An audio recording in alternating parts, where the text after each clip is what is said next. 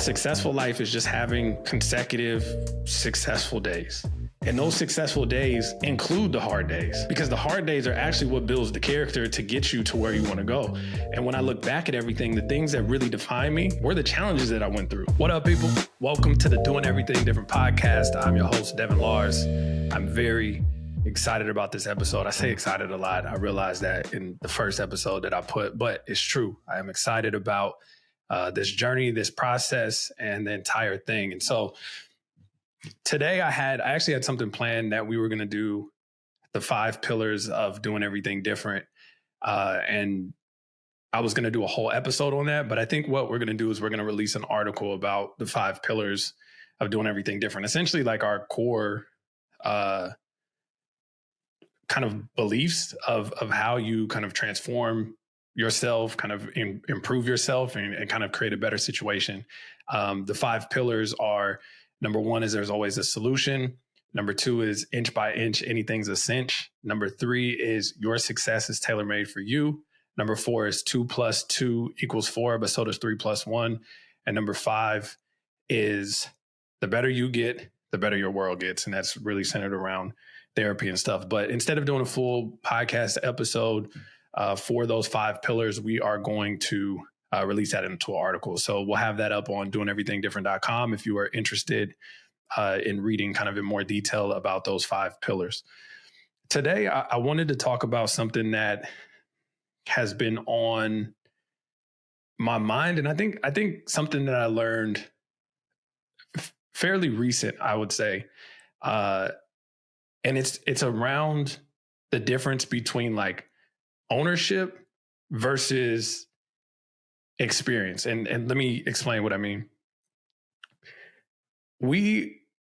Our society, right? We watch movies, we watch shows, and it's a story, right? We follow the story of whatever the movie is, and there's an end result of whatever happens, right? And so say a person overcomes something like the pursuit of happiness, right? Like the movie Pursuit of Happiness. He went through all of that stress, all of those problems, and he finally reached a certain point of success, right? So at the end of the movie, he reached this point of success. And so I think we're like trained to think that there is going to be a moment where you make it. And I always thought about that. I always was like, oh, I can't wait to make it. I can't wait to make it. I can't wait until I get to this point and I'm going to own this experience and my reality. And I've made it to a certain level. And then I just started to realize in life, you really don't own anything. You just get to experience it. And what I mean by that is that whether it's a car, whether it's material things, whether it's a good moment or a bad moment, you don't own it. You just get to experience it. And so I think that concept has really helped me with the ebbs and flows of life, right? You have ups and you have downs. Like things are that's just naturally how it is. You're just going to have good days and you're going to have bad days.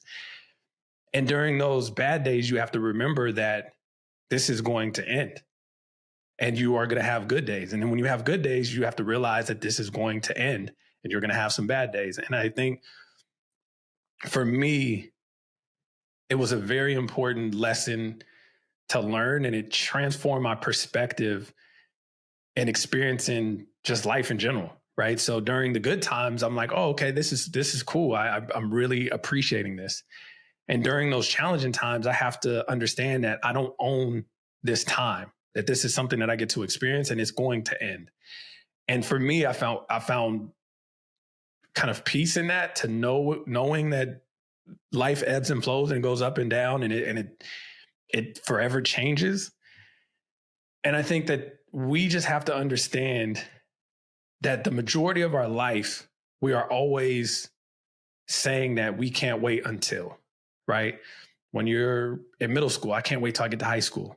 When you're in high school, you say, I can't wait to get to college or to graduate. When you don't have a job, you say, I can't wait to get a job. Then you get a job, you say, I can't wait to get another job, or I can't wait until the vacation, or I can't wait until this. You're always filling your lives up with, I can't wait. And so it got to a point where I realized the older that I'm getting, the more experience that I'm getting and the wiser that I'm getting, I'm realizing that, damn, you really don't own any moments. You just really get to experience these times. And there's always going to be something that you look forward to. And if you're always rushing to the next thing, you're going to mess around and look up and be like, damn, where did my life go? Like, how did my life go by this quick? And I didn't get a chance to slow down and enjoy the process. I'm a big component, and I always talk about process and how process is so important. And process is something that I think is the thing that has gotten me to where I want to go. It's really focusing on the process and making sure that I wrap myself up in the process of becoming better versus the results, because the results are going to come, right? The results will just come naturally. It's just a law. If you really put in the work and you try to become better, you're going to get better. It's going to happen. There's no way around it. And I think for me, just trying to slow down and understand that there's never going to be, I feel like, this sense of I've made it, right? Because there's always going to be something else. I think for me, where I'm currently at right now, I've had this vision literally since 2008 of running a company, helping other people, working with some of the biggest brands in the world, and being able to launch, doing everything different. I got this vision literally in 2008. And I feel like this is the first time that I'm able to kind of step into what I've always wanted to do and how I've always wanted to build my life. And I'm experiencing it now in real time. And it would be real easy for me to say, oh, I can't wait until we get our first 10,000 subscribers. I can't wait until we get our first, product launch. I can't wait till we get our first collaboration. I can't wait till we get our first guest on the podcast.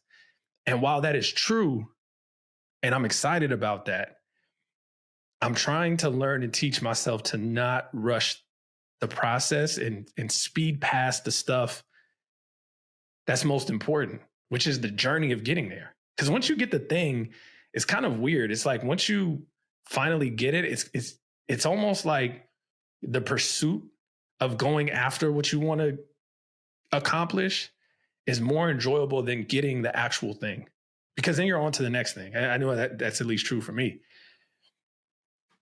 And so I'm really trying to make a conscious effort to be present and to enjoy the journey of it all. Enjoy having currently 3 subscribers on YouTube, and 2 of them, well, one being myself from my other page, and then the other being somebody from my team.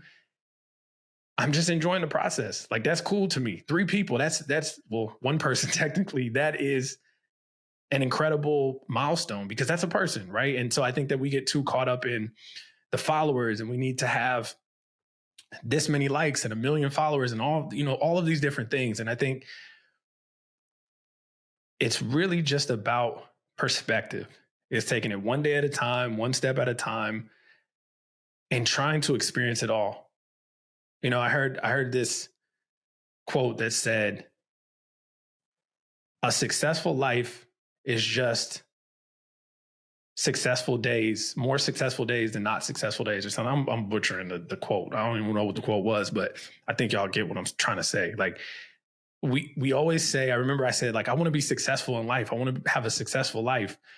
And then you're going through the day-to-day process, and you're going through life, and you're like, I want a successful life, but you're not realizing, like, the days that you're living, that you're waking up every single day, that is what life is. It's those days. And I know that it sounds simple, and I know that it sounds kind of basic, but it took me a long time for me to understand and grasp that concept.